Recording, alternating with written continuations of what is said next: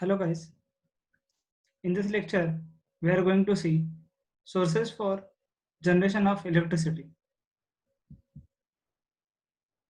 There are different types of resources are available for generating the electrical energy. No doubt the whatever I am showing going to show the list of that resources can be extended to include some more upcoming resources. So first is broadly classified with conventional methods. In conventional method, there are two methods or resources. First is thermal, second hydroelectric. Thermal energy or nuclear energy used for producing steam for turbines which drive the alternator. And alternator helps to generate the electricity. Second, hydroelectric. Potential of water stored at higher altitude is utilized as it is passed through water turbines which drive the alternators. And another classification, broad classification is of non-conventional methods. In that first one, wind power, high velocity of wind in some areas are utilized in driving wind turbines coupled to alternators. Wind power has a main advantage of having zero production cost. The cost of equipment and the limit of generating unit rating is suitable for particular location or geographically are important constraint. This method has exclusively advantage of being pollution free and renewable. It is available in plentiful quantity at certain places. It suffers from disadvantage of availability being uncertain and the control being complex, has wide range of variations as an input, and the output required is at constant voltage and constant frequency. Single large power units cannot be planned due to techno-economic considerations. Second is fuel cells. Fuel cells, these are devices which enable direct conversion of energy chemically into electrical form. This is an upcoming technology and has a special merit of being pollution free and noise free. It is yet to become popular for bulk power generation. And third one, photovoltaic cells. These directly convert solar energy into electrical energy through a chemical action taking place in solar cells. These operate based on the photovoltaic effect, which develops an EMF on absorption of ionizing radiation from sun. Let's see the let's concern on the power scenario in India. The following approximate statistics data given an idea about some aspects in this regard. Total installed capacity in India is of 150,000 megawatt. Hydropower is of 50,000 megawatt. Nuclear is of 10,000 megawatt. Thermal, that is fossil fuels, having 80,000 megawatt, and other methods has of 10,000 megawatt. It is presently in India. Other methods include partly exploited potential such as wind, solar, cogeneration, methods using biofuels, etc. Let's see one by one. the conventional sources of electrical energy. In that first one, steam power station. India has a rich stock of India has a rich stock of coal as a natural resources. Chemical energy stored within the coal is finally transferred into electrical energy through the process of these stations. Heat released by the combustion of coal produces steam in a boiler at elevated temperature and pressure. It is then passed through the steam turbine, which drive the alternator. The, the output of the output of which is the electrical energy.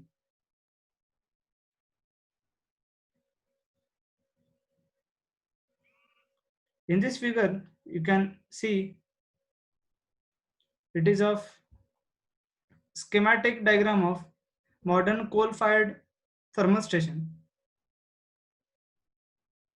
Here coal storage, and this coal is going to pulverizing mill.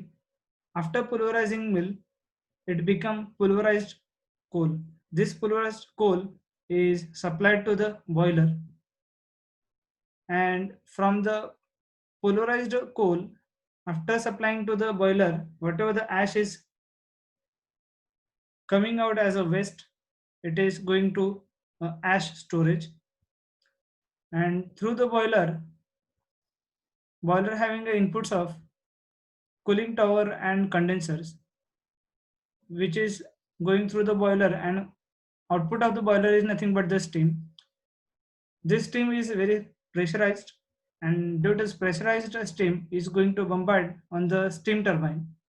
This steam turbine is coupled with the three-phase AC generator, or it is nothing but alternator, which is helps to generate the electricity, and through the electrical power equipments, it is distributed as per the demand of the consumers, and it is transmitted through the transformers and through the switchgear equipment and to the primary transmission system.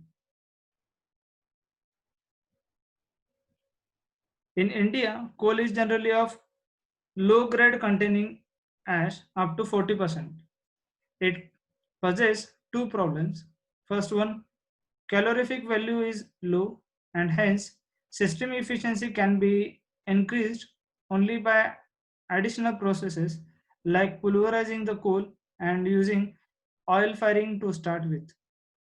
Second is large volume of ash have to be handled after ensuring that the ash is extracted to maximum possible extent up to 99% by using electrostatic precipitator before fuel gases from boiler are finally passed onto the atmosphere.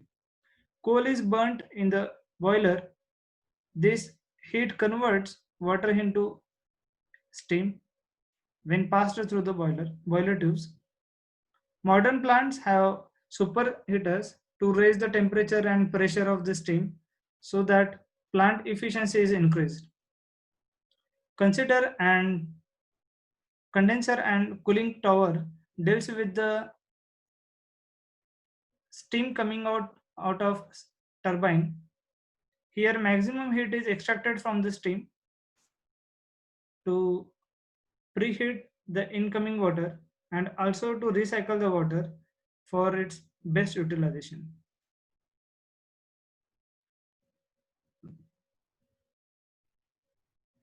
After generating electricity through the three-phase AC generator or the alternator delivers electrical energy at its rated voltage, which may be between the 11 to 30 kV. And through the circuit breaker, the step-up transformer is supplied. Considering the bulk power of transmitted over long distance, the secondary rating of this transformer may be 220 or 400 kV. Through extra high voltage switchgear, the bus is energized, and EHV primary transmission line can transport power to the load centers connected to it.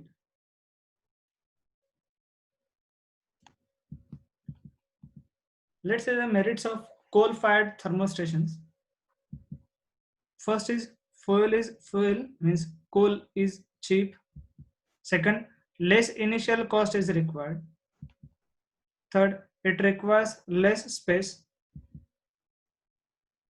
Fourth, as a combination of all above points, the cost of generating unit of electrical energy is less. Let's see the demerits. Demerits of coal-fired thermal stations. First is atmospheric pollution is considerable. Second, coal may have to transported over long distance in some cases after some year, and then the energy cost may be quite high. Next is nuclear power station. Nuclear energy is available as a result of fission reaction. In a typical system, uranium 235 is bombarded with neutron and heat energy is generated. In chain reaction, this released more neutrons since more uranium 235 atoms are fissioned. Speeds of neutrons must be reduced to critical speeds for the chain reaction to take place. Moderators like graphite, heavy water, etc. are used for this purpose. Nuclear fuel, nuclear fuel rod that is of uranium 235 must be embedded in reducing agents, speed reducing agent. Further, control rods made of cadmium, here you can see the control rods and here shown. So this control rod is made up of cadmium and are required to, since they are strong neutron absorbers and help in finely regulating this reaction so that power control of generator is precisely obtainable. When control rods are pulled out, these control rods pulled out and are away from the fuel rock, intensity of the chain reaction increases, which increase the power output, of the system. While if they are pushed in closer to the fuel rods, the power output decreases. Thus, the electrical load demand on the generator decides automatically automatically the control rod positions through a very sophisticated control system. In this figure, you can see a control rod is shown. By putting out these control rods, the chain reaction will increase intensively, and the output of this as a heat will generate more and more, and it is given to the heat exchanger. Through the heat exchanger, the steam is given to the steam turbine, and this steam turbine is coupled with the generator, which helps to generate the electricity. And here F is nothing but fuel rod, M is indicating the moderator, that is graphite, and control rods is of cadmium, coolant is of sodium metals, and P1 is nothing but coolant circulating pumps.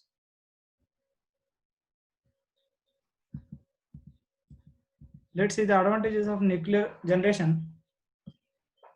Quantity of fuel required is small for generating a given amount of electrical energy compared to that with other fuels. Second, it is more reliable, cheaper for running cost, and it is efficient when operated at a rated capacity. Advantages of nuclear generation. Fuel is expensive and not abundantly available everywhere.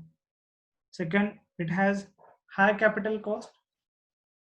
And third is maintenance charges are high. Fourth, nuclear waste disposal is a problem. And the next last one from the conventional sources is nothing but hydroelectric generation.